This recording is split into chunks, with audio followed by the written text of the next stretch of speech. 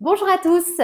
Aujourd'hui, j'ai la chance d'avoir avec moi Angéline, avec qui on va parler franchement du métier. Elle va partager avec nous son quotidien, ses astuces pour rester dans la course. Bonjour Angéline. Bonjour Claire, Ça va? ça va super bien, Ouais. merci. Je suis contente que tu viennes avec nous sur ce podcast. Je suis ravie également. Merci. Est-ce que tu pourrais te présenter? Donc, ton poste, tes missions et puis pour qui tu travailles? Très bien. Donc, je m'appelle Angéline Makeda. Je travaille depuis 5 ans pour le laboratoire Eneomé. Je m'occupe donc de toute la région Rhône-Alpes. Oui. Je suis basée sur Lyon et j'ai un poste avec une double casquette puisque j'ai une mission aussi bien de délégué pharmaceutique mais aussi de délégué médical.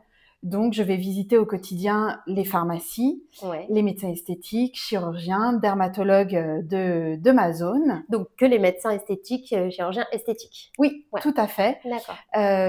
Donc, sur cette zone Rhône-Alpes, je compte à peu près 45 pharmacies dans mon portefeuille client et un peu plus de 120 médecins sur cette zone. Ouais, un gros portefeuille. C'est ça. Et donc les zones géographiques, si tu peux détailler tes départements, c'est quoi? Alors, je suis basée sur Lyon, le 69, Ouais. le Rhône. Ensuite, je visite le 01, le 38, le 42, le 73, le 74, le 26 et je vais également 2 fois dans l'année sur Vichy. D'accord, oui, tu as Donc, quand même un 03. gros secteur. J'ai un secteur assez vaste en effet. Ouais, mais bon, tu es passé un peu au milieu finalement. Voilà, par contre, j'ai un secteur où en effet mon pôle initial est très bien situé puisque ça me permet d'aller sur le 38 à Grenoble où c'est assez accessible, Et le oui, 01 et également. Donc non, j'ai un secteur où j'ai une situation géographique plutôt confortable. oui, puis tu as Ça, les c'est très montagnes. important. C'est bien les montagnes. Oui, exactement. J'ai les montagnes. Voilà. J'ai pas la mer, mais j'ai les montagnes. C'est ça. J'ai des lacs. Est-ce que tu pourrais nous partager ta journée type? Oui, La bien journée sûr. type et attention, pas la journée idéale, celle qui arrive vraiment. Tu D'accord. vois, avec Ok. ce qui s'ensuit. Tout ce que ça comprend. Voilà. Donc ma journée type en tant que déléguée médicale et déléguée pharmaceutique. Alors je suis quelqu'un plutôt du matin. Ok. J'aime me lever tôt, poser les enfants à l'école. Ok. C'est Et quoi tôt? ensuite, tôt, c'est 8h, 8h30. Ok. Voilà, une fois que les enfants sont posés, aller sur le terrain. Donc des rendez-vous qui vont commencer à 8h30, à 9h en général. Tout dépendra également du trajet que j'aurai pour aller chez mon premier client. Oui, bien sûr. Donc ensuite, je vais vraiment partager ma journée selon le secteur sur lequel je dois être. Donc en priorité sur une partie de cycle, en tout cas, je vais aller visiter en priorité les pharmacies pour leur présenter mes offres, mais également ma journée va s'articuler avec la visite de médecins qui seront sur le secteur Et oui. sur lequel je suis. Tu ne fais pas une journée que pharma et une journée que médecin, tu mélanges du coup. Non, en général, je Ouais. mélange parce que Ok. comme j'ai un secteur assez vaste, si je me déplace sur le 26, je vais visiter en effet 2 ou 3 pharmacies, mais l'idée c'est quand même d'être active aussi au niveau du Et praticien, donc d'aller voir mes praticiens de la zone. Donc en général, je fais 2 ou 3 clients le matin. Et puis, alors, j'ai besoin de me poser. Moi, j'ai besoin de me poser pour déjeuner, donc je me pose. Ah, tu fais partie de la team Team repas, repas, donc que ce bien. soit dans la voiture ou alors à l'extérieur. Parfois partager des déjeuners avec certains de mes clients, mes conseillères, mes pharmaciens, mes médecins. Donc c'est toujours un moment de partage que j'apprécie beaucoup et qui pour moi font vraiment partie du métier Oui, c'est au vrai. niveau C'est important. des échanges et du relationnel. Et puis ensuite, je vais aller voir mes derniers clients sur l'après-midi. Et puis, j'alloue en effet une dernière partie sur toute la charge administrative, donc sur ce qui sera les rapports de visite, oui. les rendez-vous à venir, peut-être des commandes qui sont tombées dans la journée que je vais traiter plutôt en fin de journée. Ouais, tu te fais ton récap de tout ça une fois que tu es rentrée le soir? J'essaye. Ouais, tu fais pas au fur et à mesure de tes Dans clients? l'idéal, Oui. ça serait bien, mais en général, c'est plutôt en Ouais. fin de journée que je m'accorde ce temps-là. D'accord, ok. Donc du coup, quand tu rentres chez toi, tu fermes pas ton ordi et on n'en parle plus. Tu es encore. Oui, voilà. Alors quand je rentre chez moi ou un peu plus tard dans la journée, ça va être ces moments-là où je vais prendre le temps de gérer ma journée d'un point de vue administratif.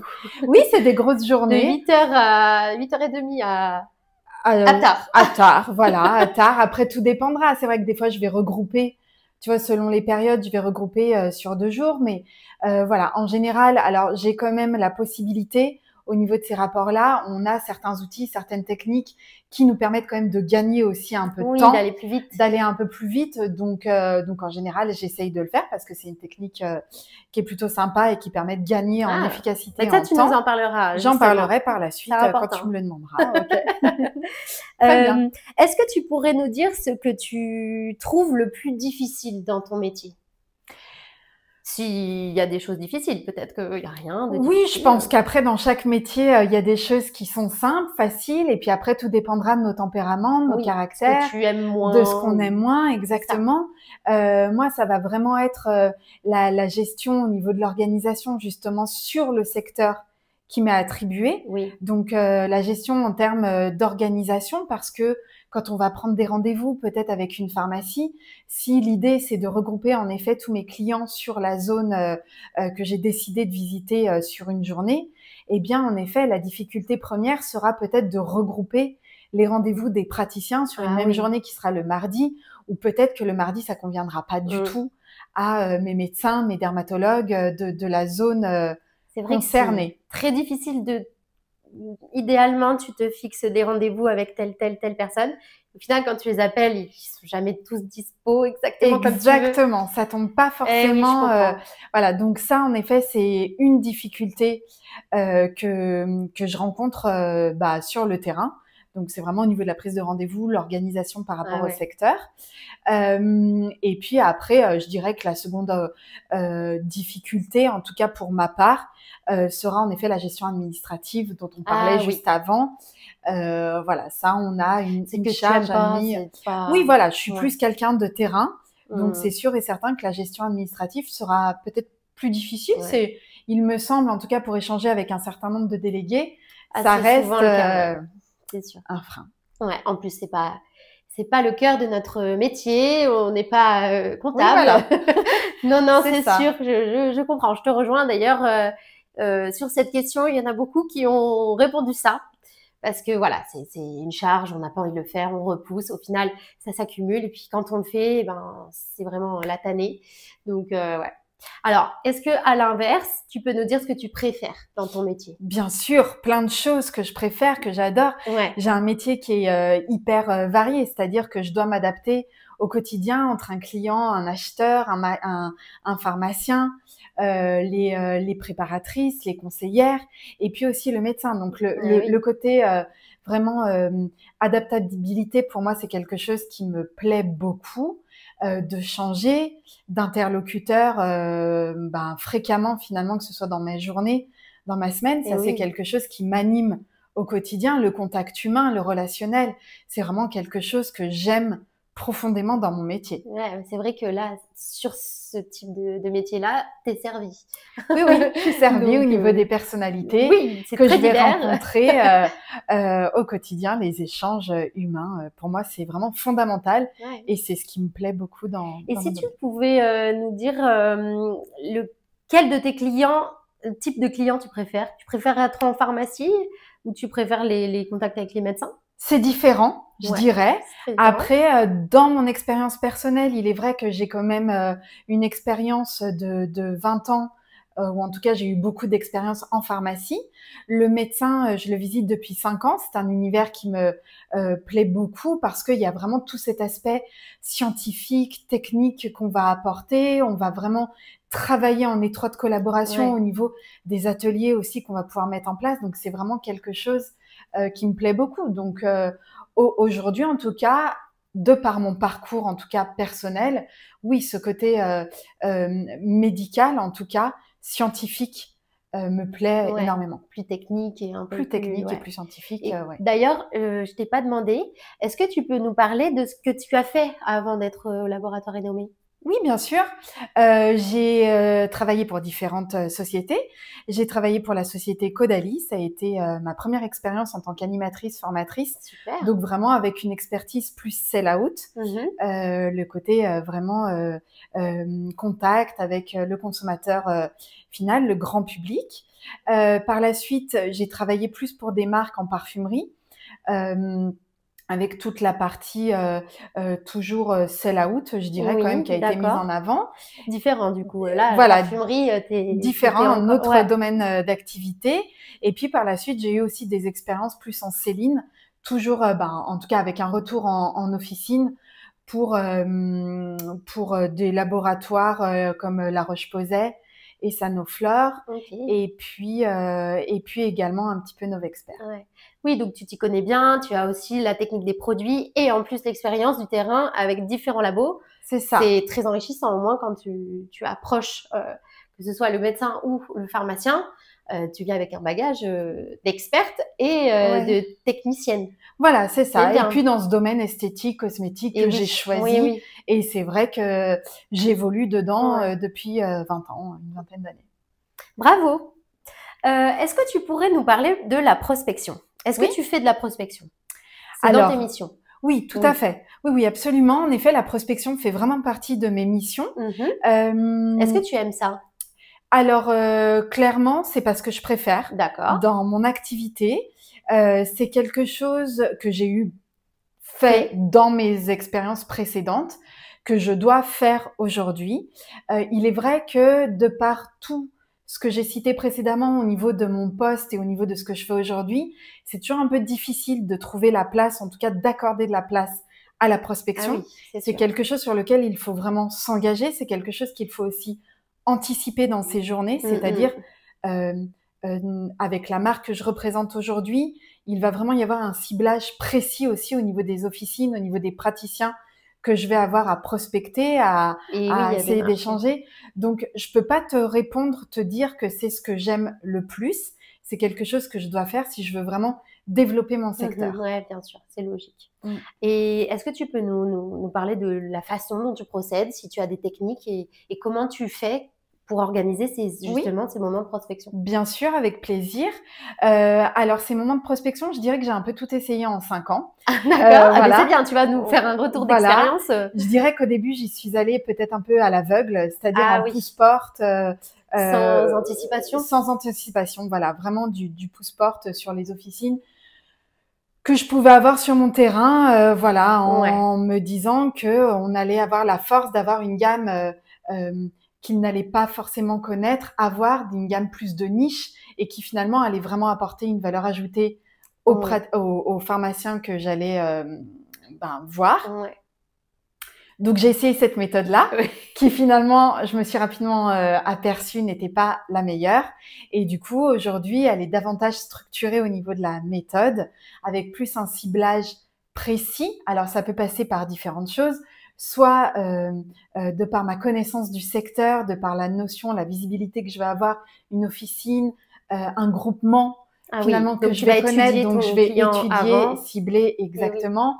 Ou après, il y a l'autre méthode également qui va forcément bien fonctionner de par le double réseau qu'on va avoir Et oui. aujourd'hui chez Neomé, en l'occurrence d'avoir nos praticiens, nos médecins, et en général, comme on va les engager à la prescription, peut-être pousser la porte d'une officine qui serait à côté de notre Et praticien, oui, oui. qui peut aussi nous aider. Utiliser l'engagement du médecin pour ouvrir une porte d'un C'est pharmacien. ça, Ouais, ça, c'est hyper, hyper important et c'est une super méthode parce que pour le coup, elle est validée oui, directement par le par le médecin médecin, prescripteur. par le Ouais. professionnel. Ouais, ouais, ouais.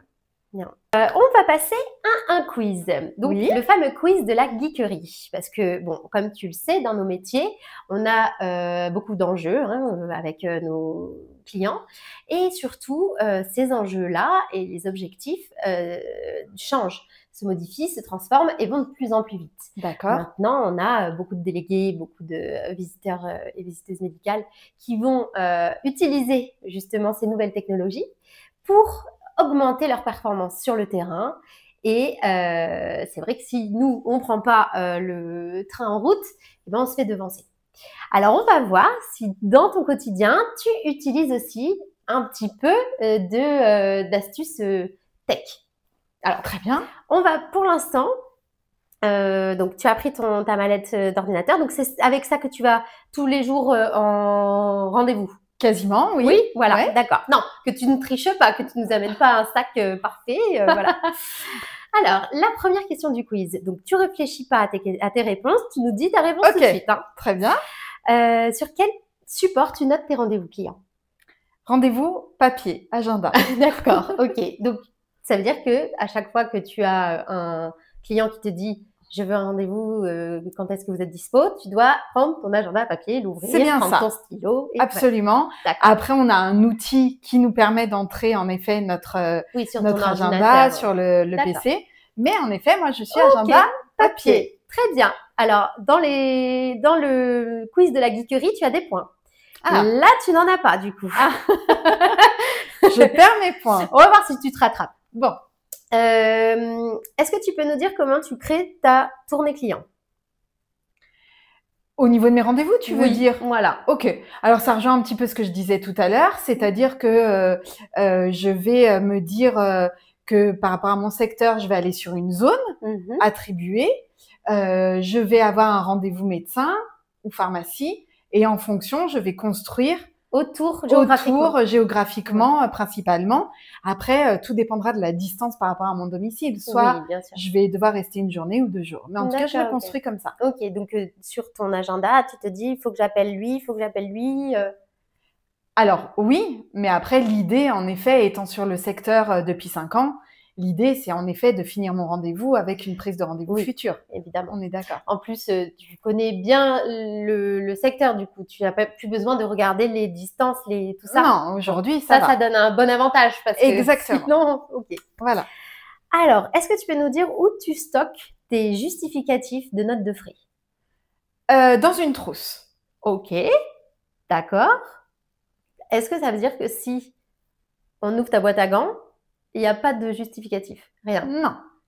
Très bien. C'est tout clean. Je reprends des points. Ouais, c'est pas mal, ça va.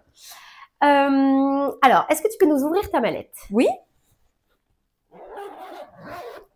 Donc, déjà, je vais la sous-peser. C'est vraiment pas lourd. Ok. Donc, non, ça va.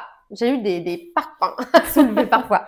Ok. Est-ce que tu peux nous compter le nombre de papiers volants que tu as dans ta mallette?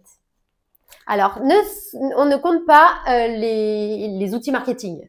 Si tu as un catalogue D'accord. Ça, on a le droit.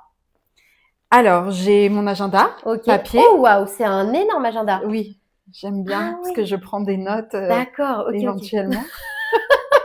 Tu peux nous le montrer comment il est? Mais bien sûr. C'est un cahier 21 un cahier, voilà. D'accord, voilà. Très, Donc, très pratique du coup. Très, très pratique. C'est bien. Non, mais tu as la place pour écrire. En même temps, non, pas trop. Par jour, tu as vraiment pas beaucoup de place en plus. Ah si, quand même. Ouais, ok. Voilà. D'accord. Je surligne, comme tu peux le voir. Oui, tu as un code couleur et voilà, code couleur. Après, te répondre à ta question oui, au niveau vraiment des papiers. Du papier, pas... Oui, j'ai eu une enveloppe avec mes frais à envoyer.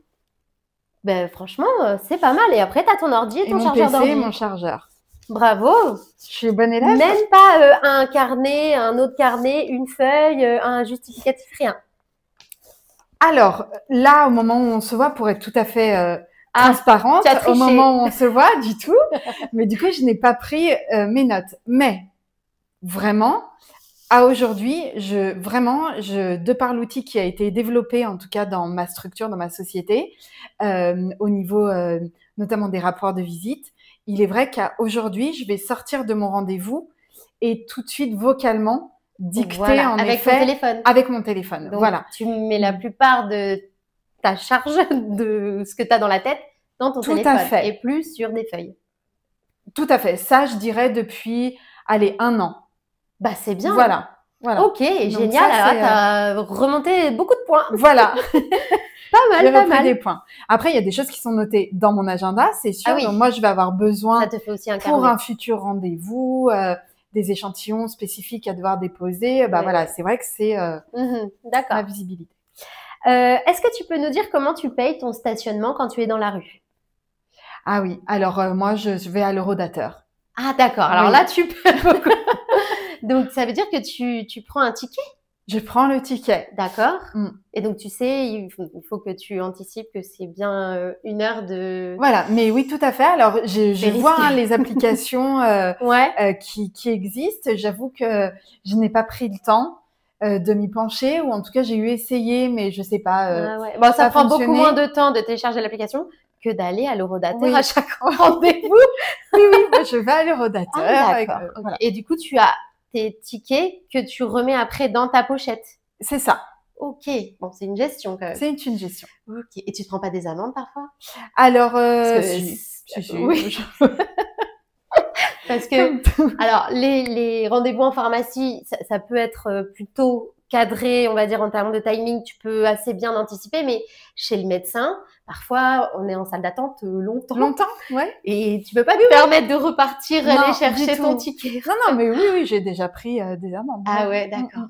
Non, mais écoute, Voilà. c'est une prochaine étape peut-être. Voilà, tu vois, il y a eu l'étape. Bon, bah là, t'es redescendu dans les Bon, points. ok, mince. Ah, c'est pas grave, c'est pas grave. Est-ce que tu peux nous dire de combien de rapports de visite tu es en retard? Là, à aujourd'hui, donc en effet, il y a, je pense être relativement à jour Ok. en cette période. En cette période. Pour autant, non, il peut m'arriver d'avoir beaucoup de retard dans les rapports de visite. Ah oui, beaucoup? Beaucoup. En tout cas, ça va être, ouais, ça peut être 2 semaines. D'accord. Voilà. Ok, ok. Donc après, c'est vraiment si je me laisse, tu vois, en sortie de rendez-vous, par exemple, si voilà, je suis trop speed entre 2 rendez-vous, que je vais avoir la route, voilà, je vais pas faire la technique en effet du vocal. Ouais.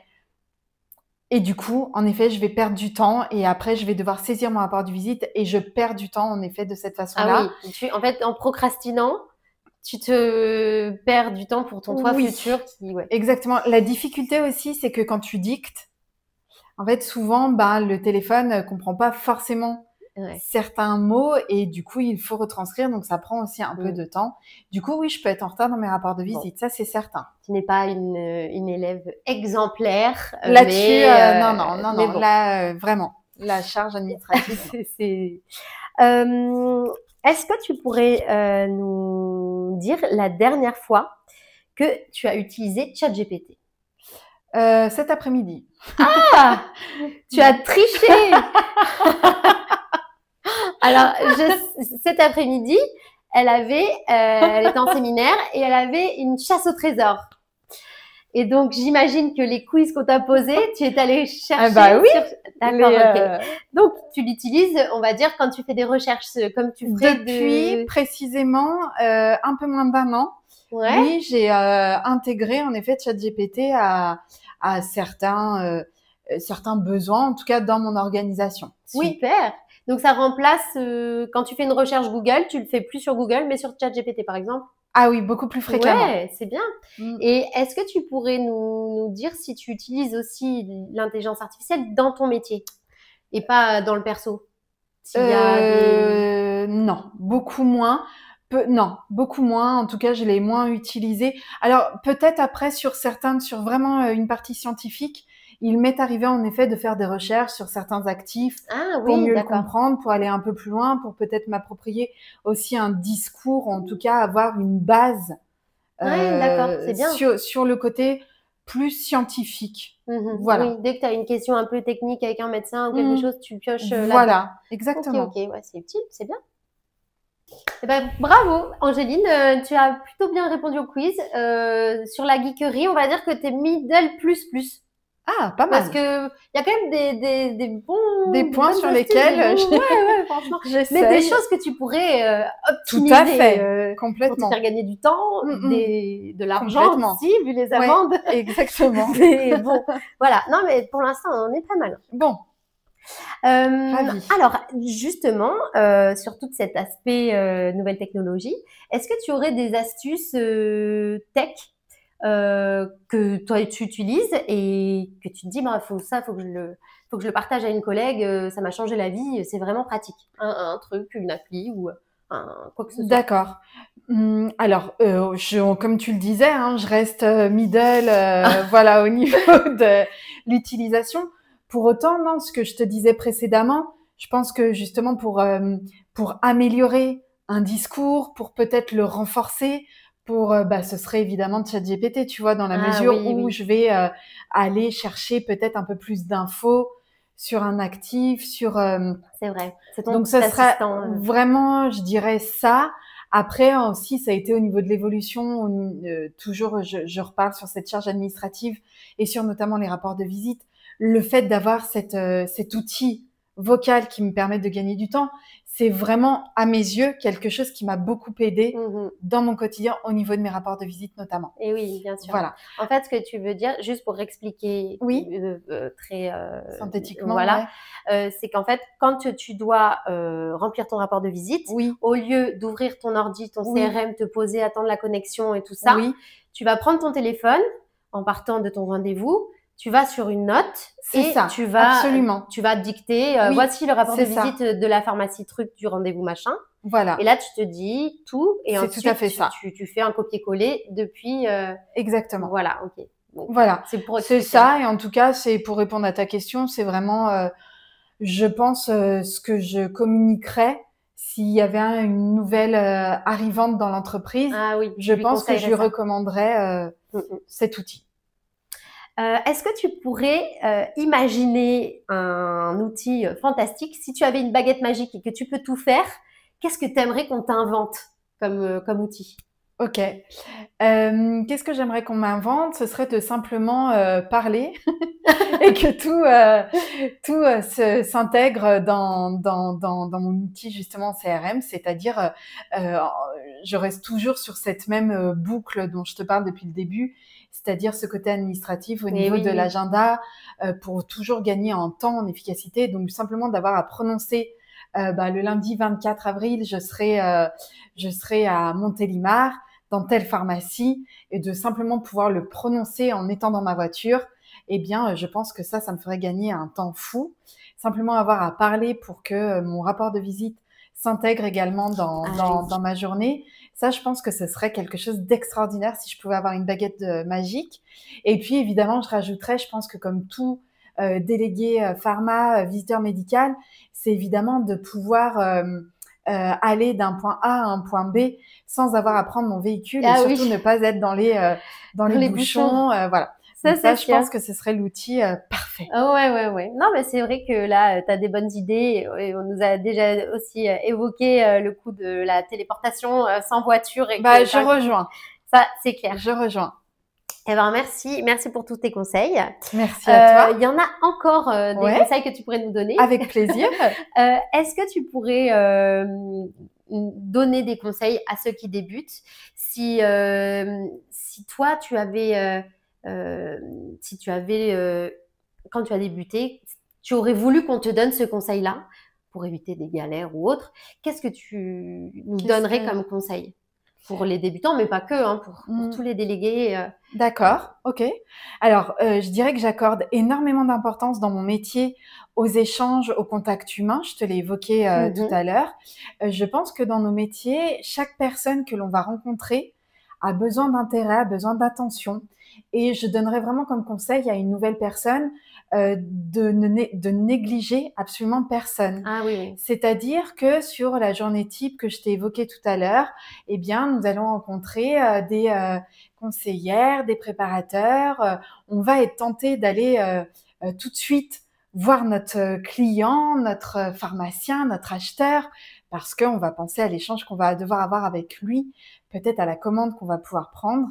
Et je dirais que ne pas négliger, et venant justement du sell-out, ne pas négliger les personnes qui sont au quotidien, au sein des officines, au sein des centres médicaux, les assistantes, les conseillères, les préparatrices, qui font finalement un travail, qui vont parler de mes produits au quotidien. Je pense que c'est hyper important de passer du temps avec eux et de leur accorder beaucoup d'attention. De pas les négliger. De pas les négliger. Ça, c'est un très bon conseil. Oui, voilà. Et je trouve que parfois, j'aperçois peut-être certains délégués qui tout de suite vont se rendre devant la porte du pharmacien et ne pas accorder du temps aux personnes qui finalement au quotidien parlent de nos produits. C'est une faille. Ouais, c'est vrai, tu as raison. C'est un très bon conseil de négliger personne, aucun des interlocuteurs. Parfois, il y en a qui sont plus importants qu'on le pense et qui vont valider l'intégration d'une nouveauté ou passer du temps aussi, avec avec les équipes. Pour moi, c'est fondamental. Donc, c'est vraiment, je pense, ne négliger personne, accorder de l'importance à tout le monde. Et puis, on s'enrichit aussi au quotidien de ces contacts humains. Donc, très important. Et est-ce que tu aurais une galère qui t'est arrivée ou un événement dans ton parcours, que ce soit au sein du labo Eneomé ou avant, mais est-ce qu'il t'est arrivé une galère, un événement un peu maladroit peut-être, ou quelque chose qui t'a fait réfléchir et qui t'a appris une leçon, et le fait de nous apprendre ce qu'il faut éviter de faire aussi? Est-ce que tu as un exemple? Oui, alors je pense que des erreurs, il y en a dans tout parcours professionnel, et puis c'est avec les erreurs qu'on apprend.